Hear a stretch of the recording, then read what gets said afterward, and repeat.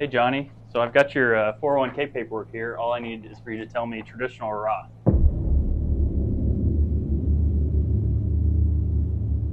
Well, come on, Johnny. You got to know the difference. Traditional or Roth? What's going on in here? Johnny doesn't know the difference between a traditional or a Roth.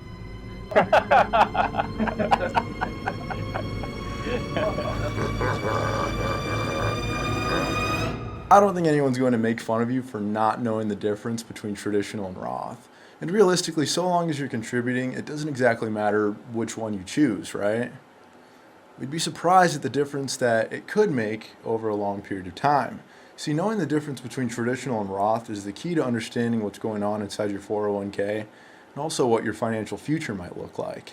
Surprisingly, it doesn't have anything to do with returns or the hottest new stock.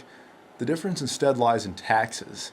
And in order to understand that, we've got to go back in time to the 1970s. Follow me. You see, the generations before us had an advantage when it came to retirement because a lot of them still had access to the pension. The pension is a retirement arrangement that your employer contributed to, and it continued to pay employees in retirement, sometimes for life. Well, that sounds like a really good arrangement, and for the employee, it was. Not so much for the company who was paying the pension. Of course, these employers began grappling with the difficulties that came with pensions. As it turns out, it's not cheap to continue to pay retired employees. So in 1974, Congress created the earliest iterations of what would become the individual retirement account, aka the IRA, and later in 1978, the 401k. Now, as these accounts became more popular, the pension began to fade. This was important because it effectively switched the responsibility of saving for retirement from the employer to the employee. They called these tax-advantaged accounts, and the way they worked was simple. The year that you put money into a 401k or an IRA, you receive a tax benefit. The money that you put in is deducted from your annual income, and you can see it right there on your W-2. That means that when you go to file your taxes, you might get more of a refund, or maybe you owe less taxes than you otherwise would have, all because you put some money into your 401k. So you get your tax benefit now, but what's the catch? Well, once you reach the age of 59 and a half and you're ready to retire and start taking money out of these accounts, every single dollar that comes out is taxable. It acts as income. Imagine you have a bowl of Brussels sprouts and a piece of cake. You gotta eat both of them eventually, right? This is like pushing off the Brussels sprouts so that way you can have a bite of your cake now. This is the traditional or pre-tax way to contribute, and the first piece of our puzzle. It's the same today as it was years ago, and if you don't specify otherwise, this is the default when you set up your 401k. So what is Roth? Well, in order to understand that, we have to understand the IRA. Let me show you. Think of an IRA as just another retirement account. You contribute to them the same way that you do your 401k, except in most cases, it's not tied to your employer, so there's no match on your contributions. So who are these accounts for? Well, a lot of times you'll see maybe somebody who is an independent contractor and they don't have access to a 401k, or potentially they work for a company that's small enough that they just don't offer a company retirement plan. The limits for these contributions are generally lower than that of your 401k, but if you like, you can even have them alongside your 401k. You can contribute to both an IRA and a 401k. Now, depending on your income, you may not be able to deduct both your IRA contributions and your 401k contributions there to receive that tax benefit, but nonetheless, you can still contribute to both of them if you like. But it wasn't always that simple.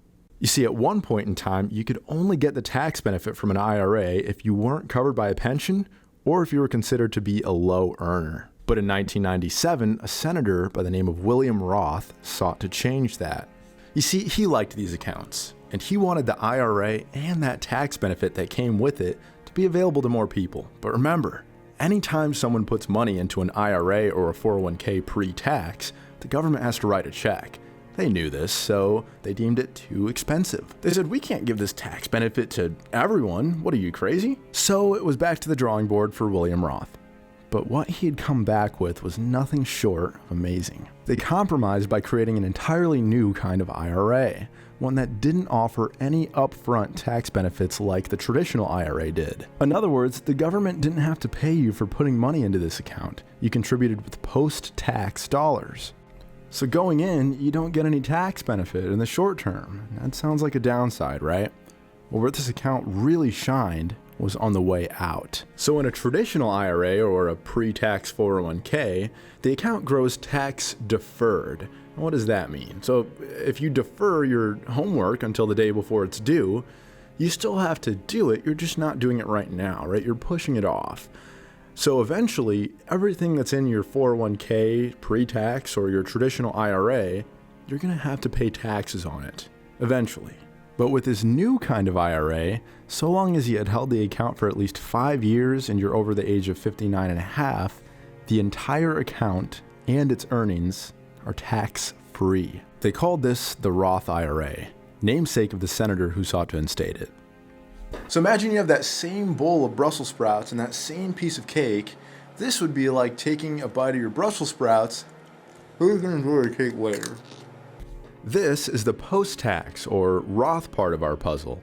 Funny enough, in the 401k world, there's another kind of contribution called post-tax. It's actually different than Roth, but just like the pension, you don't see it too much anymore. For the sake of this video, every time I say post-tax, I'm talking about Roth. So now the question stands, which one is right for you? Well, honestly, if you're doing traditional contributions, then good for you, right? You're getting your tax benefit right now when it matters the most, because taxes in 2023 are just out of control, right? No, not really anyway. Would it shock you if I told you that the federal tax brackets in 2023 are amongst the lowest that we've seen since the 1980s, when the top federal bracket could command anywhere from 50 to 70%? Now, I know it hardly feels that way because, on the other hand, we've just come off a near 40-year high in inflation. So everything's still really expensive, right? But it's not the taxes that are killing you. Not yet, anyway. So it's not unreasonable to expect that these tax brackets might go up over time. But I'm an optimist. Let's say that they don't go up at all. Let's take a look at these accounts and see how they fare. On the top is traditional, or pre-tax, and on the bottom is Roth, or post-tax. Let's say that you're maxing out your 401k. In 2023, that number would be $22,500. With no additional contributions, let's say that we just stopped there, this is how the account would look after 30 years with a 6% annual growth rate. Of course, we don't know what's going to happen in the market. The 6% is hypothetical. Look what we come up with. Wow, $129,228. And notice how they grow the same, right? There's no difference there.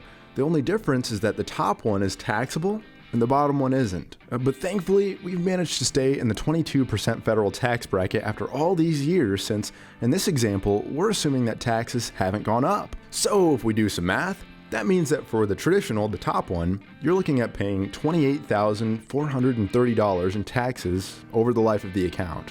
Whoa, wait a minute, $28,000 in taxes? I mean, we only put in $22,000, right? Why do we get taxed on the entire thing? Doesn't that seem a bit unreasonable? Well, as your account experiences growth in the market, so does your tax liability. Then before you know it, that little bowl of Brussels sprouts that you pushed away years and years ago can come back as this big, giant bowl of Brussels sprouts, and you still got to eat all of them.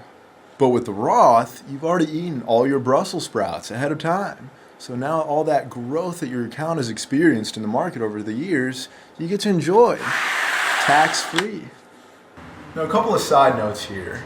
There are income limits for Roth IRAs. So in other words, if you start earning too much money, you can't contribute to a Roth IRA the same way that you used to. Your ability to contribute starts to kind of dwindle or phase out. Now, luckily, this only applies to Roth IRAs and not Roth 401k. So if you're doing Roth in your 401k, you're safe. Now, likewise, not every single 401k plan offers Roth. We usually have to ask. A lot of them do, and if you're already doing traditional contributions in your 401k and you want to make the switch to Roth, it's not too late to do so. You see, your 401k is kind of like a pair of pants, right? In one pocket, you have your pre-tax or traditional funds. In another pocket, you can have Roth funds there too. So of course, there's no way to know what's going to happen in the future. Taxes could go up, they could go down, they could stay the same. For all we know, maybe they'll have just gotten rid of taxes altogether by the time that we retire, right? That would be kind of nice. Well, take a minute to think about what you just heard, rewatch the video if you need to, go out and do some of your own research. And if you ever have any questions, feel free to reach out to me. As always, I really appreciate you watching. Be sure to check out our blog and our website. They do a fantastic job of making sure that it's updated with impactful and valuable information. In the next video, we're going to talk a little bit about insurance and HSAs. See you next time.